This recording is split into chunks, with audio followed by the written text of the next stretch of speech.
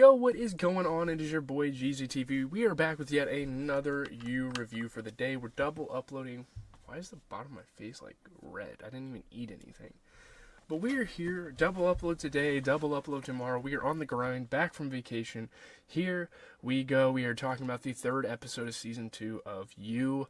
We have What Are Friends For? And I guess we are going to find that out throughout the season, with Love and Joe's relationship really trying to blossom into something. It's not really getting there because Joe doesn't want it to be there, but yeah, let's kind of get into our massive discussion, and that's going to be the content for today. I understand that You isn't exactly trying to be plausible. That said, I find it extremely unlikely that Joe, says some of the shit he says and it just gets so out of character, which is kind of cool sometimes for TV shows to do that with their protagonist. But, yeah. I mean, the sex gets in the way, I guess. In Joe's case, I would say the reason men and women can't be friends is because Joe is a serial killer who fixates on the opposite sex with a sort of a Hob and the whale intensity. But that's just a take. That's just a thought. Men and women can't just be friends in Joe's world. I mean, he either obsesses over them or he really cares, doesn't even really care that they exist. So, loves them, cares about them, or doesn't care. There's no in between. It's not like, oh, we can just be friends and see each other every now and then. It's like, no, once you show affection towards Joe, he's not going to let you go. So obviously Joe and Love's whole deal is very flirtatious and not at all platonic. She bakes him sexually suggestive pastries. He devours them with orgasmic glee. But Joe thinks he's protecting Love by making us all endure this absurd charade that we know will end with them having sex. That's how all these fucking romantic dramas, whatever you call these type of shows, end. These Lifetime series. Because that's what this was before it went to Netflix. It takes the entire episode to get to this inevitable outcome, and I'm sorry to report that much of the ensuing episode involves a plot I'm having a very hard time getting excited about. Henderson's alleged, predation of underage girls, and Joe's status as Ellie's savior from said scumbag. I'm not super interested in this. I'm really just interested in what Joe has going on with Love here. Not just the person, the idea, the concept of love. I'm just not really into Me Too stories as the plot device of the minute, as if this actually seismic and deeply meaningful and still unfurling social movement is just a trend whose 15 minutes will be up any minute now. Is You, an intentionally over-the-top show, really the best vehicle for a plot about something this fraught and nuanced? What do you guys think? Let me know. I just don't know if this is really the show to do this. Joe decides that he needs to win over 40, though, which is cool. I do like their dynamic. They're developing something awesome that I think is going to carry on through the season.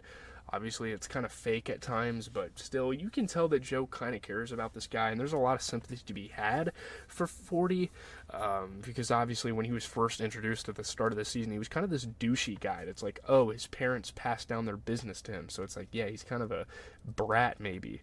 But yeah, he's trying to win over 40 as a means of getting close to Love, even though he is ostensibly trying not to get closer to Love. It's just such a weird little tightrope he's trying to be in the gray area of it or something.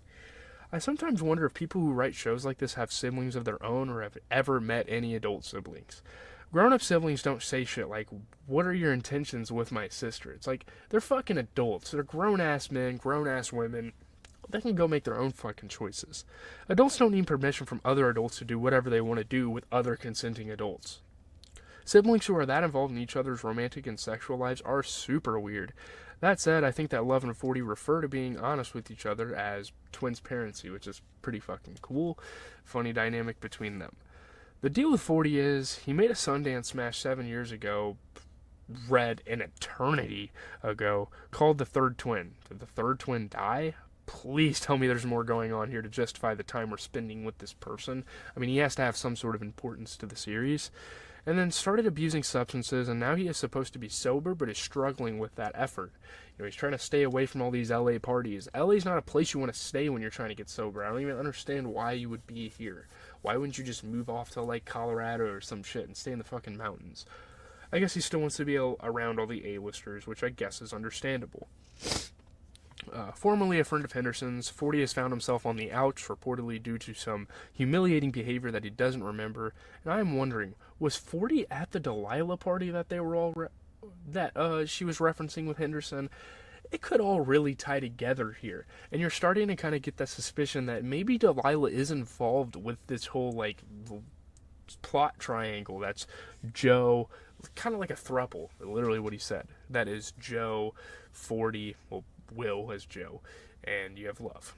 So, or some similar event, maybe they could be connected. I feel like they are, and I feel like we're going to find that out very soon as I get into these double uploads. In an attempt to get back in, he's going to scout talent at an improv show, and Joe is along for the ride. It's like, this is cool. I mean, this is a joyful time. He works with me. He's pretty much my boss, so it'd be kind of cool to be friends with this guy. To bond with 40, Joe is white-lying that he, too, is in recovery from an addiction he has chosen not to name.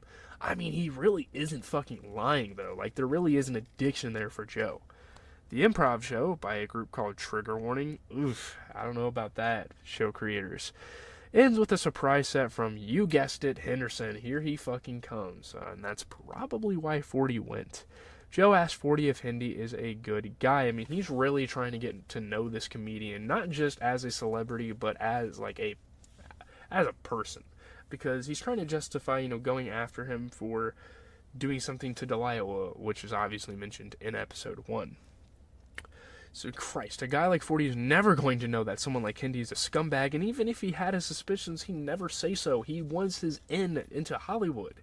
He wants to make relations with these people, not try to tarnish their reputations. It is the total inaction of scumbag-adjacent guys like 40 that enables sex creeps the world over. Like, being friends with guys like that, having yes men, like a guy like 40, formerly being his friend, is like, that's why they keep doing what they do, because they never get told no. Unless, we're not going to talk about that. But 40 is denied entry to the after party, but what do you know? Ellie, the balcony sprite, gets in. It's like, oh, she's a fucking intern. Of course, he likes these fucking minors. Shout out to Drake. She's worried that Joe is following her, and I don't really blame her. Soon we will learn that Joe put spyware on the new phone he bought her. I mean, my fucking goodness, this guy just takes it too damn far every time.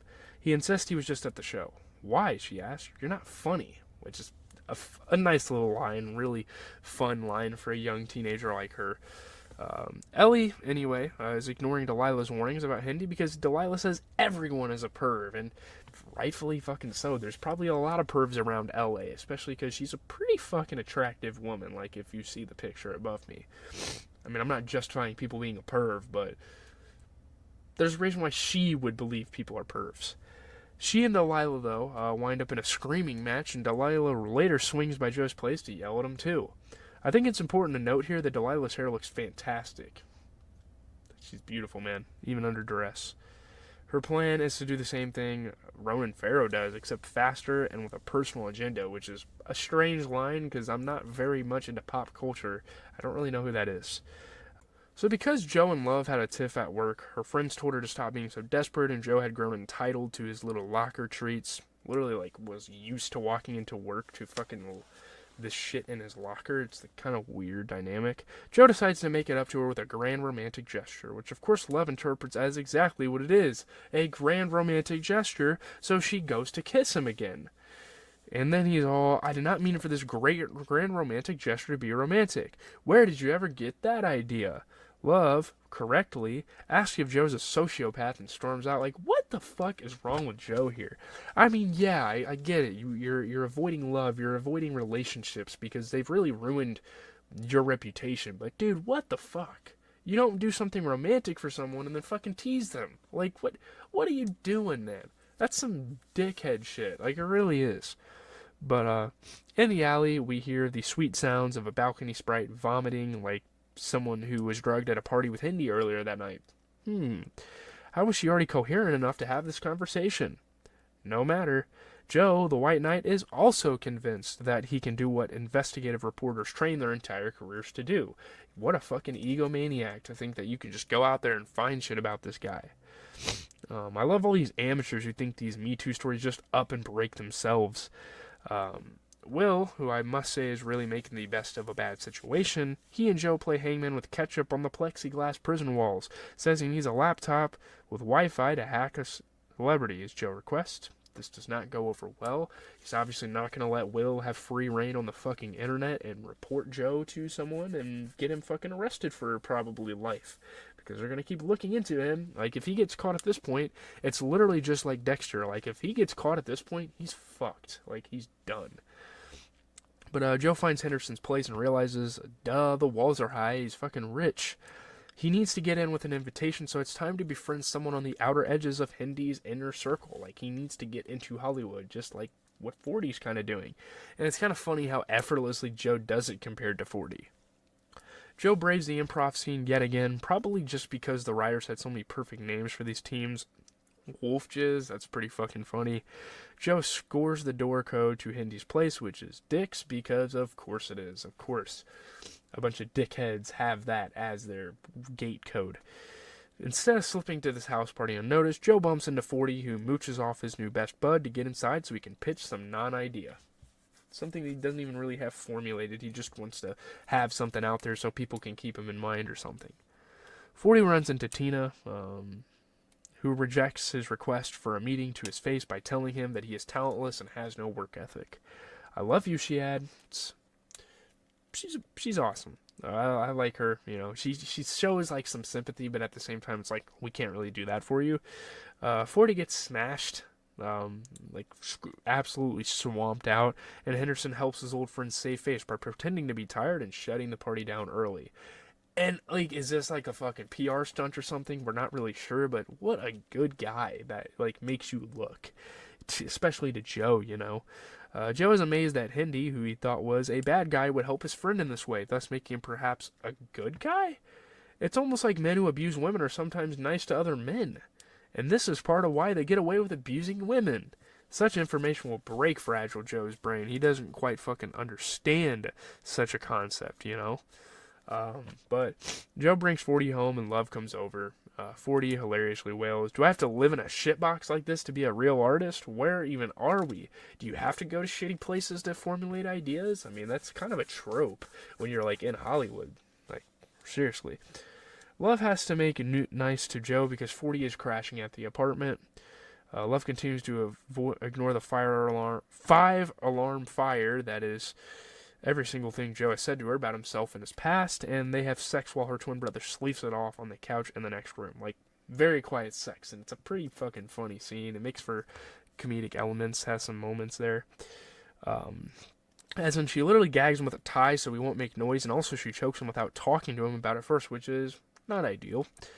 Joe's blown away. I'm concerned that no one in this entire show has a grasp on the basics of consent. I mean, that seemed like fucking rape, almost. Like you were kind of sexually assaulting someone. But based on the data Joe swiped off Hendy's computer at the party, Will reports that Hendy is clean. Because all men who assault women have a folder on their desktop called Rape Diaries, where they track exactly what they did and when they did it and to whom. Joe shrugs it off. "Well, I did my job." Yes. Yes, you did. Ellie apologizes to Joe for puking in such close proximity to you before giving him a copy of The Big Sleep. LA teens, am I right? Joe promises a hardcover in exchange. "I'm already bored," is her reply. Joe learns from 40 that Henderson has a secret toy room in his place behind hidden speakeasy doors. This extremely on-the-nose nook is a whimsical little creepy dungeon. 40 says, "Just in case you didn't get it," he adds, "imagine if you collected kid stuff, yet also were low-key a bit of a fucking sadist in the sack. Gee, however, whatever could be going on in there, I feel like the show makes it pretty fucking obvious with this cliffhanger. It's almost like explaining a double entendre that's obvious, like in a rap song. It's like, dude, we fucking get it. You didn't have to add that at the end, but I guess it's just like showing who 40 is as a character. I'm sorry I kind of rushed that last bit, but I'm out, guys. I didn't want to make the video too long. I know these videos are usually like 15 minutes long, but it's a pretty massive,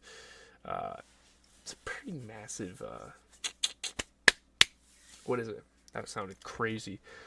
It's big discussion. You know, me just kind of going through the plot and kind of bouncing ideas, but cool. We'll see what that toy room is.